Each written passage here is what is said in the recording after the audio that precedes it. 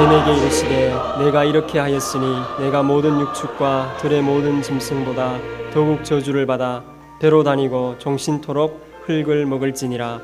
내가 너로 여자와 원수가 되게 하고 너의 후손도 여자의 후손과 원수가 되게 하리니 여자의 후손은 내 머리를 상하게 할 것이요 너는 그의 발꿈치를 상하게 할 것이니라 하시고, 또 여자에게 이르시되 내가 내게 잉태하는 고통을 크게 더하리니 내가 수고하고 자식을 낳을 것이며 너는 남편을 사모하고 남편은 너를 다스릴 것이니라 하시고, 아담에게 이르시되 내가 내 아내의 말을 듣고 내가 너더러 먹지 말라 한 나무 실과를 먹었은즉 땅은 너로 인하여 저주를 받고 너는 종신토록 수고하여야 그 소산을 먹으리라. 땅이 내게 가시덤불과 엉겅퀴를 낼 것이라. 너의 먹을 것은 밭의 채소인즉 내가 얼굴에 땀이 흘러야 식물을 먹고 필경은 흙으로 돌아가리니 그 속에서 내가 취함을 입었음이라. 너는 흙이니 흙으로 돌아갈 것이니라 하시니라. 아담이 그 아내를 하와라 이름하였으니 그는 모든 산자의 어미가 됨이더라. 여호와 하나님이 아담과 그 아내를 위하여 가죽옷을 지어 입히시니라. 아멘.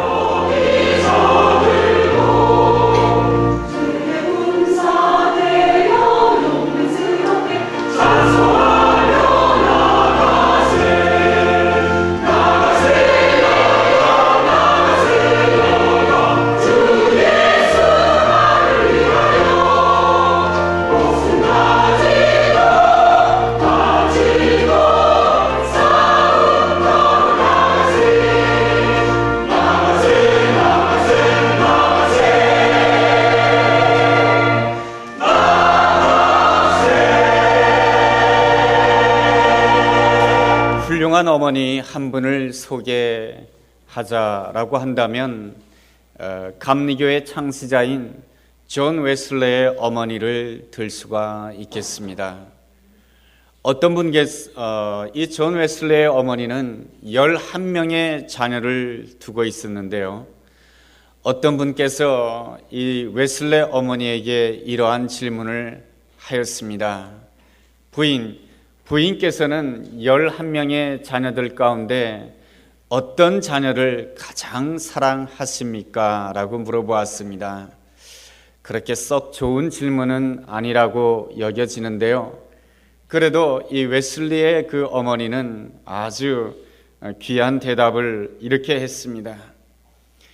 병에서 회복되기 전까지는 아픈 아이가 가장 사랑스럽고, 아이가 집을 나가게 되면은 그 아이가 집에 돌아오기까지 그 아이가 가장 사랑스럽답니다 라고 이렇게 대답했던 것입니다.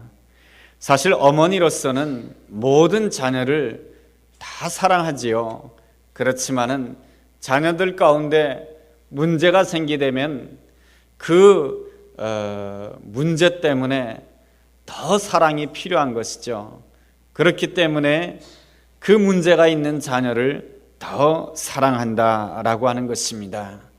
이것이 진정 어머니의 마음이고 우리가 섬기는 하나님 아버지의 마음인 줄로 믿습니다.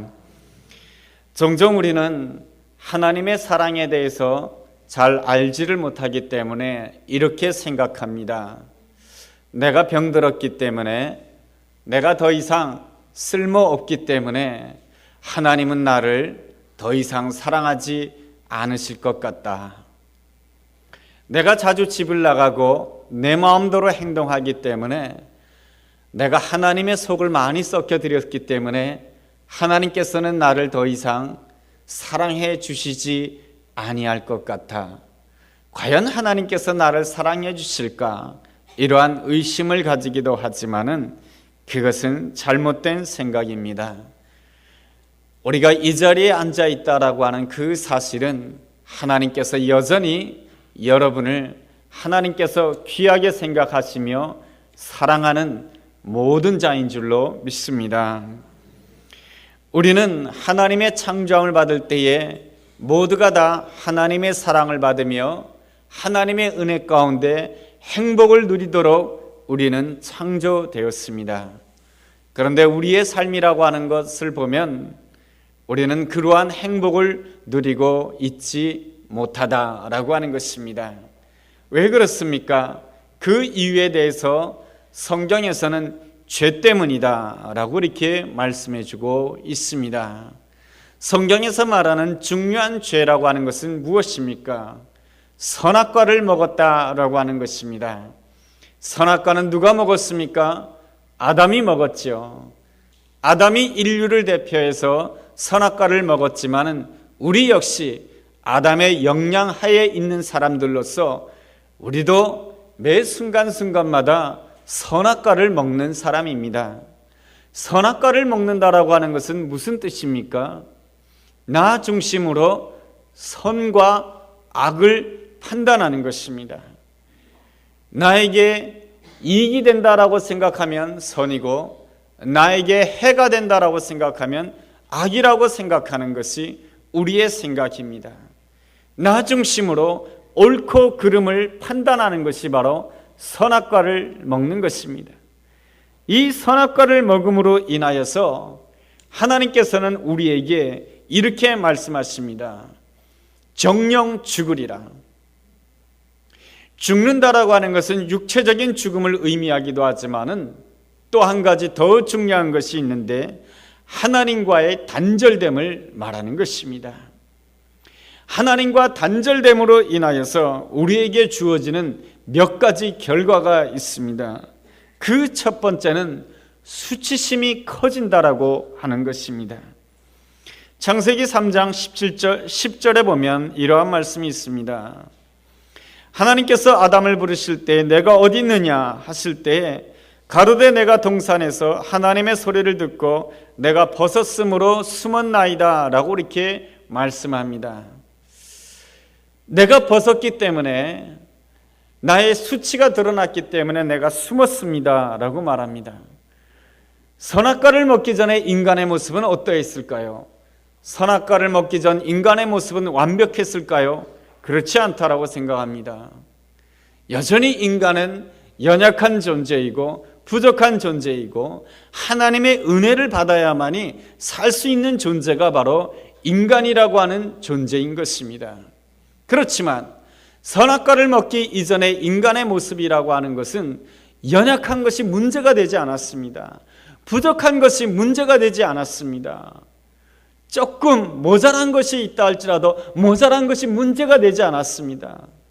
사람과 사람과의 만남 속에서 부족하면 부족한 대로 받아주었고 연약하면 연약한 대로 받아주었고 모자라면 모자란 대로 받아주는 모습이 선악과를 따먹기 전에 인간의 모습이며 또한 하나님의 놀라운 사랑이었던 것입니다. 그러나 인간이 선악과를 먹음으로 인하여서 달라졌습니다. 내가 선과 악을 판단하기 시작하였습니다. 내가 선과 악을 판단하자 내 기준이 높아졌습니다. 나도 모르게 나 자신에 대해서 기준을 높이게 되고 나도 모르게 타인을 보는 내 기준이 높아지게 된 것입니다.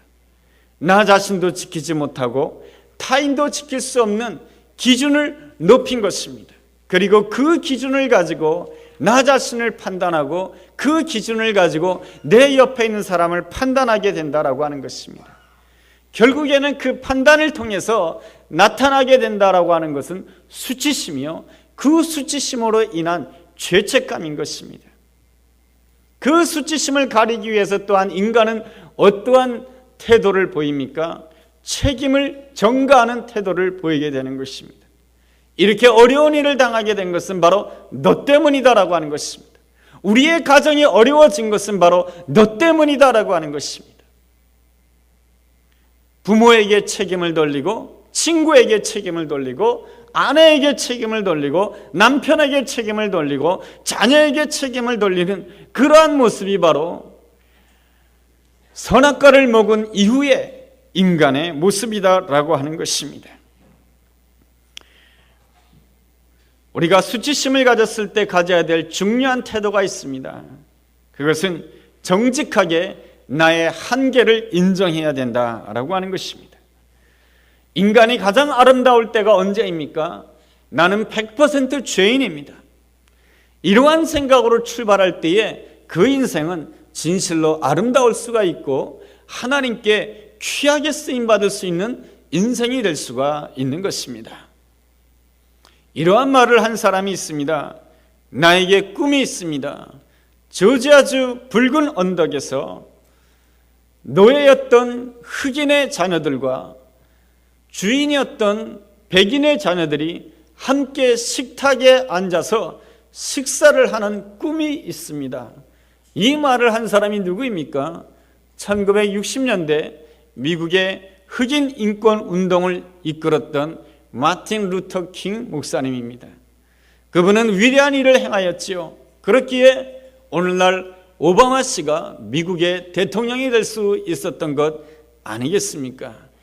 그렇지만은 그 사람의 아름다운 점은 항상 자기 자신에 대한 연약함에 대해서 정직했다라고 하는 것입니다. 자신의 고백을 이렇게 말하기도 합니다. 마틴 루터 킹 목사님의 고백입니다. 우리는 저마다 다 정신분열증을 앓고 있는 것 같습니다. 우리는 이중인격을 가질 때가 너무너무 많습니다. 우리의 자아는 찢겨 나뉘어 대립할 때가 많이 있습니다. 저는 오늘도 시위하고 있습니다. 흑인 인권을 위해서 말이죠.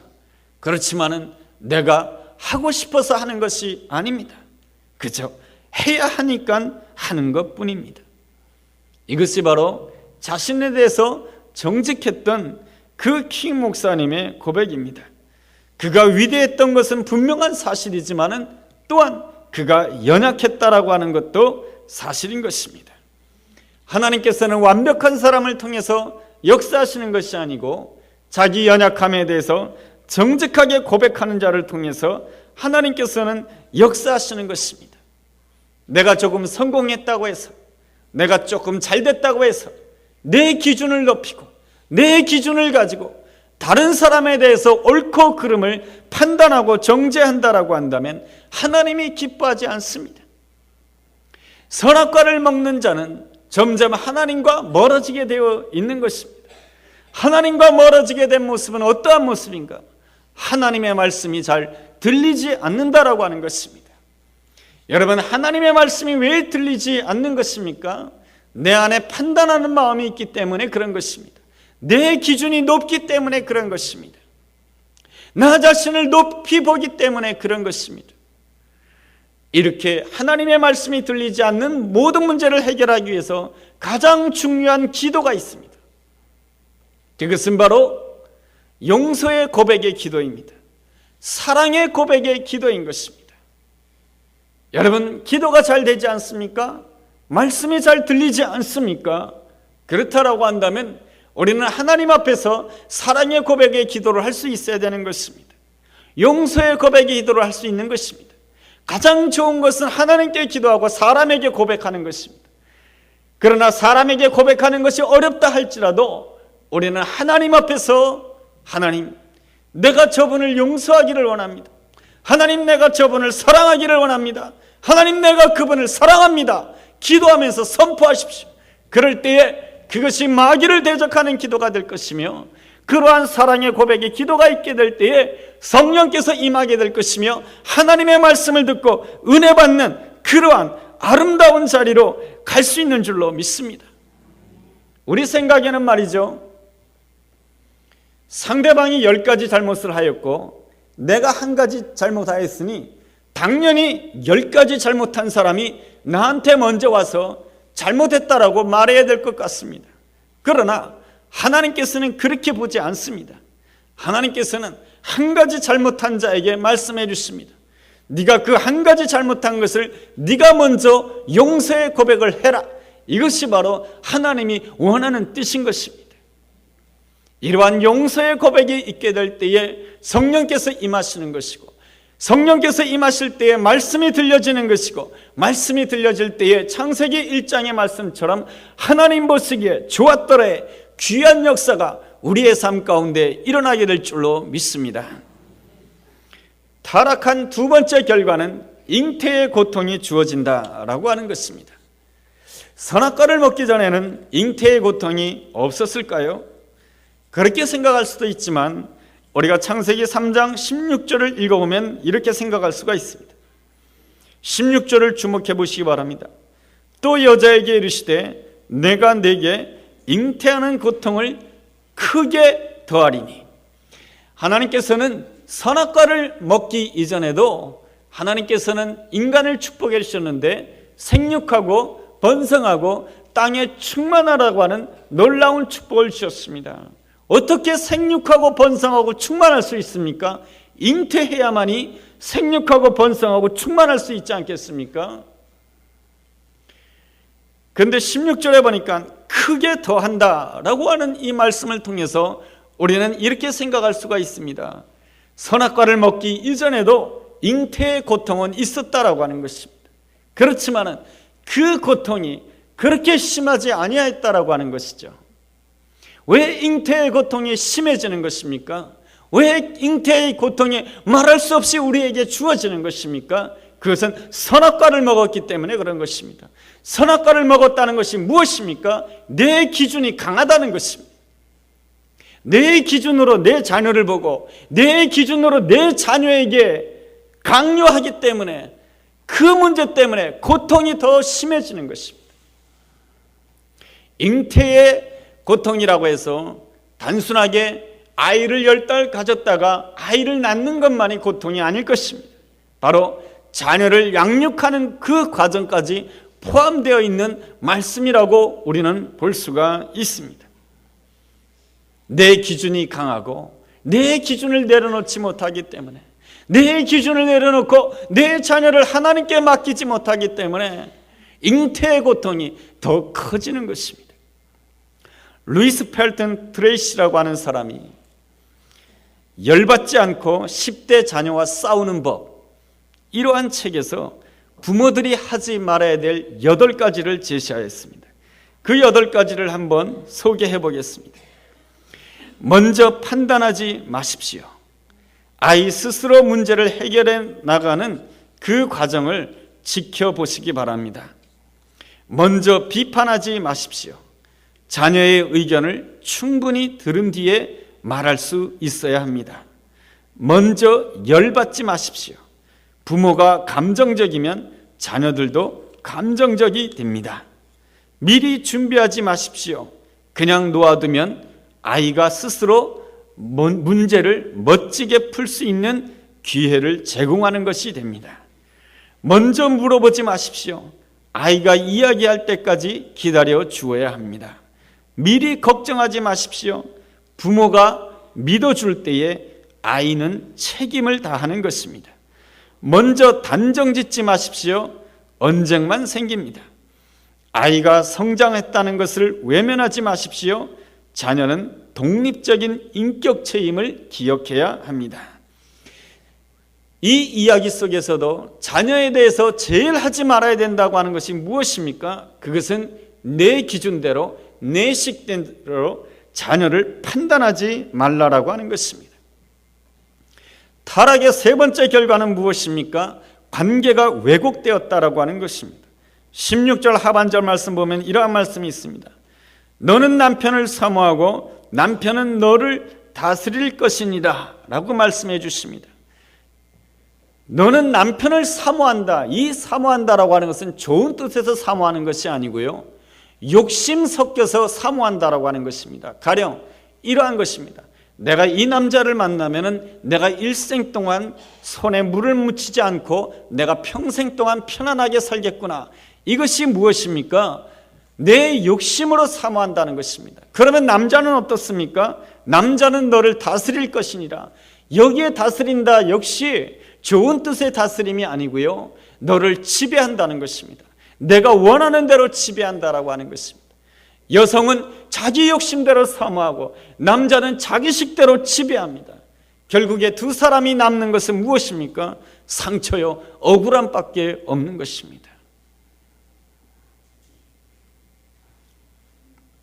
이것이 바로 선악과를 먹은 그 결과인 것입니다.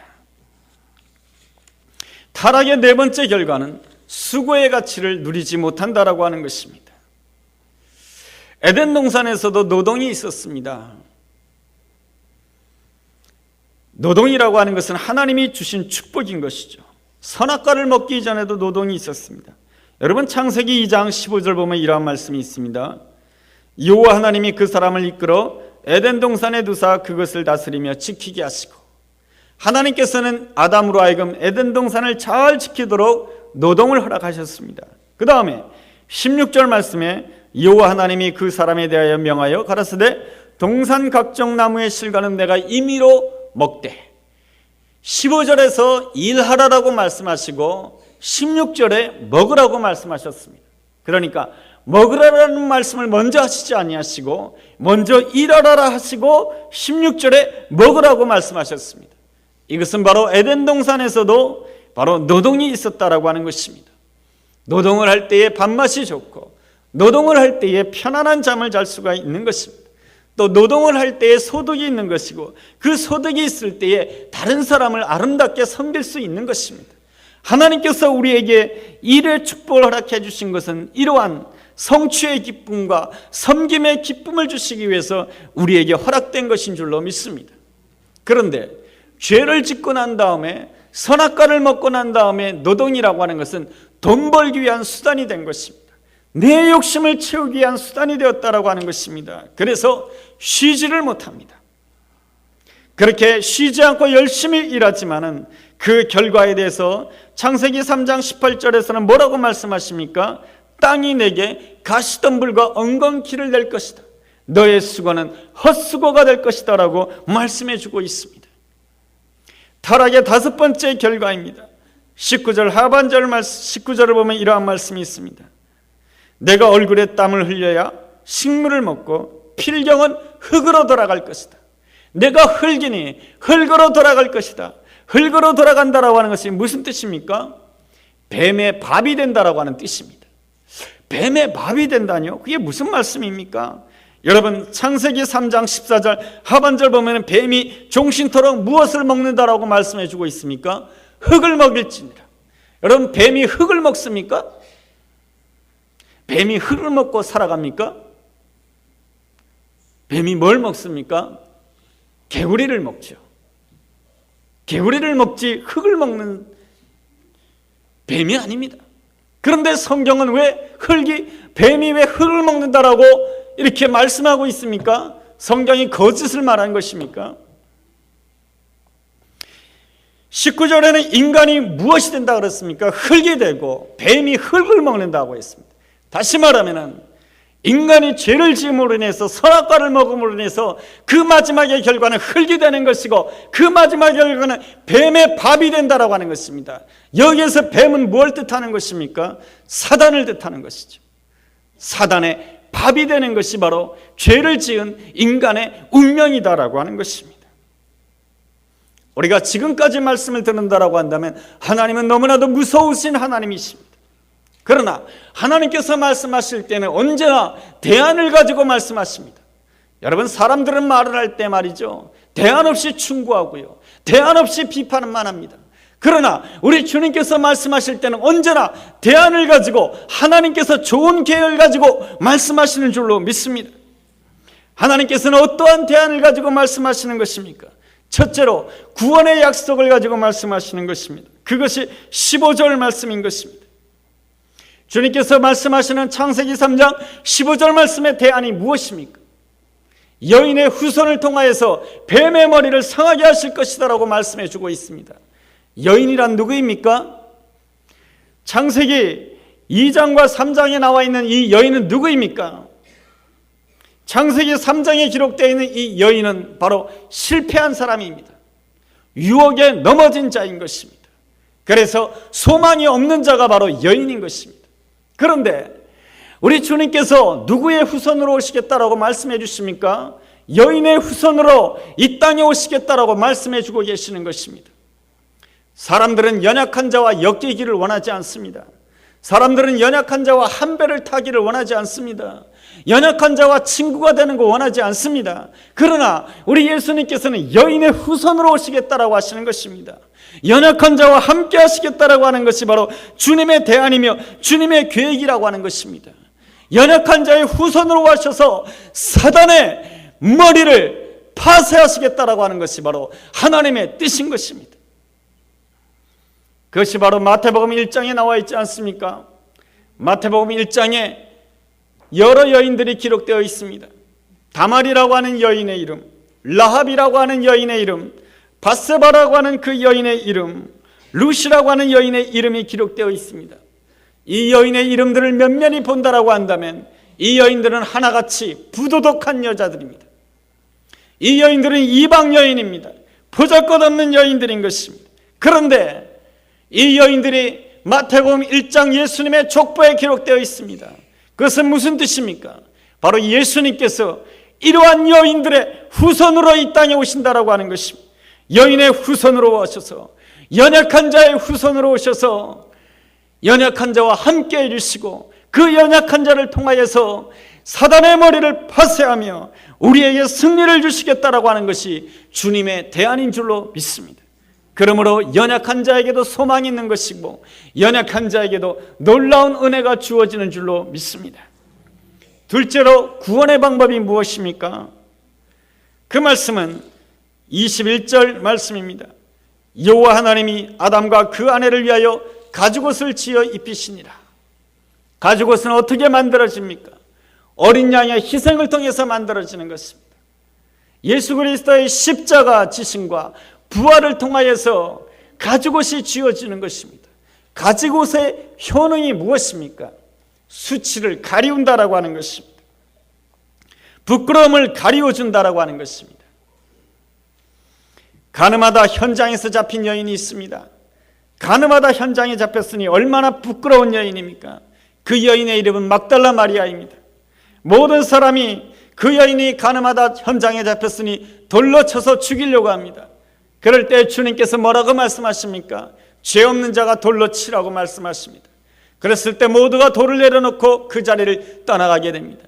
주님께서 말씀하십니다. 나도 너를 정죄하지 아니하노니 이제부터는 죄를 짓지 마라 라고 말씀해 주셨습니다. 그 뒤로부터 이 여인은 변하게 되었습니다. 어느 날 예수님께서 십자가 지시기 이전에 여인은 가장 값비싼 나드 향유를 가지고 예수님의 발에 붓고 눈물을 흘리면서 예수님의 발을 닦아주는 헌신의 여인이 되었습니다. 예수님이 십자가 지실 때 모두가 도망을 갔지만은 그 십자가 앞에서 눈물을 흘리는 여인이 막달라 마리아 여인이었습니다. 예수님이 부활하셨을 때 부활의 소식을 가장 빨리 전했던 자가 막달라 마리아 여인인 것입니다. 이 막달라 마리아 여인, 수치가 많은 여인이었습니다. 더러운 여인이었습니다. 그러나 어느 누구도 그 여인을 향하여서 더럽다라고 말하지 않습니다. 수치스럽다라고 말하지 않습니다. 왜 그렇습니까? 예수를 만났기 때문에. 예수를 만나는 그 순간부터 예수님의 희생으로 말미암아 주어진 가죽옷이, 그리스도의 옷이 그의 인생에 입혀졌기 때문에 어느 누구도 그의 인생을 향해서 손가락질을 할 수가 없는 것입니다. 이것이 바로 우리 주님께서 우리에게 구원을 허락해 주시는 놀라운 구원의 방법인 줄로 믿습니다. 셋째로 하나님이 결국에 원하시는 것은 무엇입니까? 여인이 하와가 되는 것을 우리 주님이 원하시는 것입니다. 20절 말씀이 이렇습니다.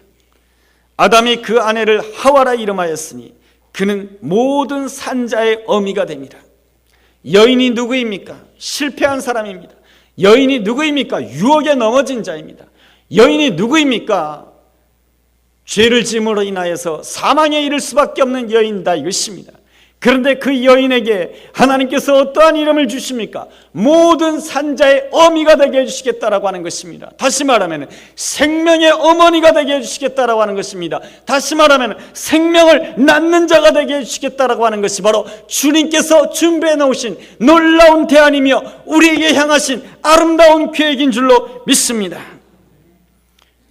오늘 내가 실패했다고 해서, 오늘 내가 유혹에 넘어졌다고 해서, 오늘 나에게 부끄러움이 있다고 해서 내가 하나님은 나를 더 이상 사랑하지 않을 것이야, 그것은 잘못된 생각인 것입니다. 나에게 문제가 있기 때문에 하나님께서는 더 큰 사랑으로 나를 붙잡아 주시며 나를 부르시고 계신 줄로 믿습니다. 그 놀라운 은혜를 믿고 주님 앞에 가까이 나아간다라고 한다면 예수님께서는 십자가의 희생으로 만드신 그 놀라운 가죽옷을 가지고 나를 입혀줄 것이며, 내가 예수 그리스도의 옷을 입게 될 때에 나의 수치와 지난날의 부끄러움은 어느 순간에, 나도 모르는 순간에 완전히 가리워질 줄로 믿습니다. 뿐만 아니라 여인에게 하와라고 하는 생명을 낳는 어머니라고 하는, 영적 생명을 낳는 자라고 하는 그 아름다운 이름이 주어졌듯이 나의 수치 때문에 오히려 영적 생명을 낳는 자가 될 줄로 믿습니다. 나의 연약함 때문에 다른 연약한 자에게 생명을 주는 자, 나의 실패 때문에 오늘 실패로 고통당하는 자에게 생명을 주는 자, 그러한 자가 되게 해주시겠다고 하는 것이 하나님의 놀라운 대안이며 하나님의 아름다운 계획인 줄로 믿습니다. 그렇게 함으로 인해서 우리 주님께서는 우리에게 어떤 축복을 주시길 원하시는가? 낳고 마태복음 1장의 축복을 주기를 원하시는 것입니다. 아브라함의 신앙이 이삭의 신앙을 낳고, 이삭의 신앙이 야곱의 신앙을 낳고, 야곱의 신앙이 유다의 신앙을 낳고 함으로 인해서 예수 그리스도의 족보가 되게 하시는 것이 하나님의 뜻인 것입니다. 내가 연약하지만, 내가 부족하지만, 내가 있는 삶의 자리를 하여금 내 온 가족으로 하여금 예수 그리스도의 족보가 되게 하고, 내가 있는 모든 처한 상황이 예수 그리스도의 계절이 오게 하는 것이 바로 하나님의 놀라운 뜻인 줄로 믿습니다. 내가 연약했다 할지라도, 내가 넘어졌다 할지라도 더 주님 앞에 가까이 나가십시오. 그렇다라고 한다면 우리 주님께서는 그 여인에게 하와라고 하는 이름을 주신 것처럼 나에게도 아름다운 이름, 너는 영적인 생명을 낳는 자야, 너는 영적인 아비야, 너는 영적인 어미야 라고 하는 놀라운 이름으로 우리를 축복해 주실 줄로 믿습니다. 이것이 바로 오늘 우리의 앉아있는, 죄로 말미암아 죽을 수밖에 없는 우리를 향하여서 십자가 지시고 나에게 대안이 있다, 내가 너를 위한 아름다운 계획이 있다라고 말씀하시는 주님의 귀한 말씀인 줄로 믿습니다. 이 말씀이 내 심장 가운데 생명의 말씀이 될 때에 하와의 이름이 주어진 것처럼 이 하와의 이름이 나의 이름이 될 것이며, 그 이름처럼 영적 후손을 낳게 되는 복된 은혜가 우리 모두에게 함께할 줄로 믿습니다. 기도하겠습니다. 하나님 앞에 설 때마다 과연 내가 하나님 앞에 사랑받을 수 있는 자인가 의문스러웠습니다. 그럼에도 불구하고 주님의 십자가 은혜에 의지하여 주님 앞에 나아가게 되었을 때 주님께서는 주님의 희생으로 준비해 놓으신 가죽옷으로 나를 입혀주신 줄로 믿습니다. 내 모습에 실망치 않게 도와주시고 주님께 더 가까이 나아감으로 인하여 영적 생명을 낳는 하와의 이름처럼 사는 복된 하나님의 사람 되게 하여 주시옵소서. 예수님의 이름으로 기도했습니다. 아멘.